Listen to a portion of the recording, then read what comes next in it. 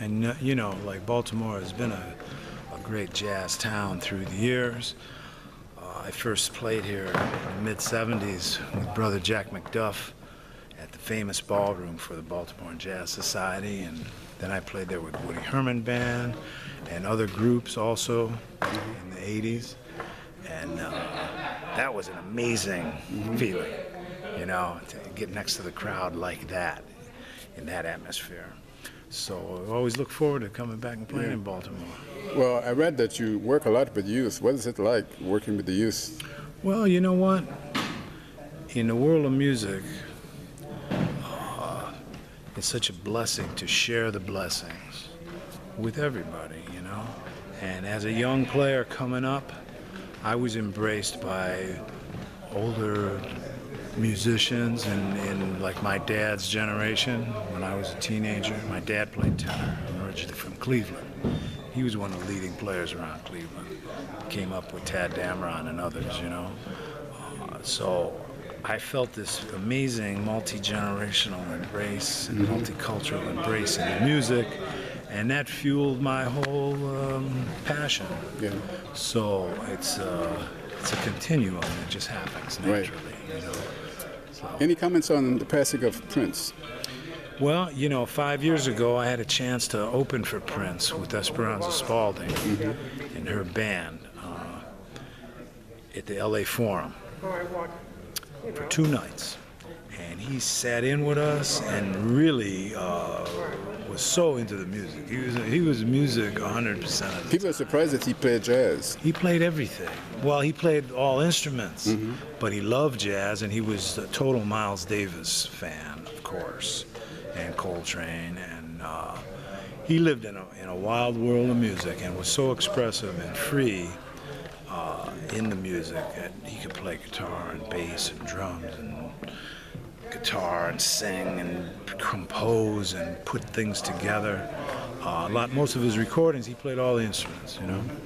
And he sat in with us, invited us to his pad in LA and Beverly Hills, and we had an all-night jam session and just creating music together, you know.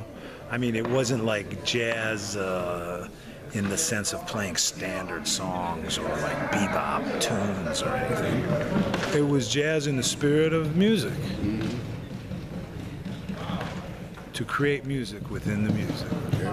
And that's why he was so powerful as a musician. Because every solo, every set he did, he was improvising and creating music inside his music. So do you have a vault like he did? Not like he did. I'm not sure anyone would, but I have an archives of stuff, sure, through the years that you record in informal settings, you know.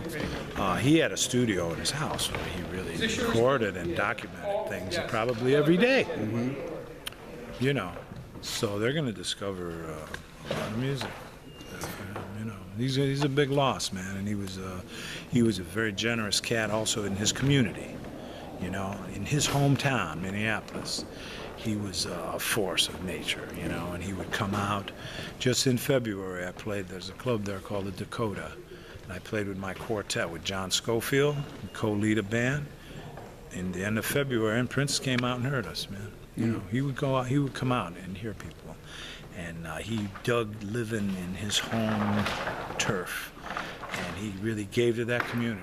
Amazing, man. Very inspiring cat, man. Big loss for the scene. So what's in your little creative bag for the future? Well, as you heard tonight, I'm exploring a lot of ways to play together with different people, and that's going to just carry on. And I have a few different groups that I'm presenting. My quartet with Schofield. I have a band called my Village Rhythms Band with a big rhythm section and voice and trumpet out front, inspired by music that I heard when I met Fela Kuti in Nigeria in the early '80s. I wrote a bunch of things in reflection of that trip. So that's something that's going to come out on Blue Note or some label in the future. My current release that's coming out now this year is live at Newport with Hank Jones, George Mraz and Louis Nash. So the classic quartet will Wow. be touring and doing things. Looking forward. With some younger players. Right. You know? Yeah, thanks a lot. Thank you. Enjoy.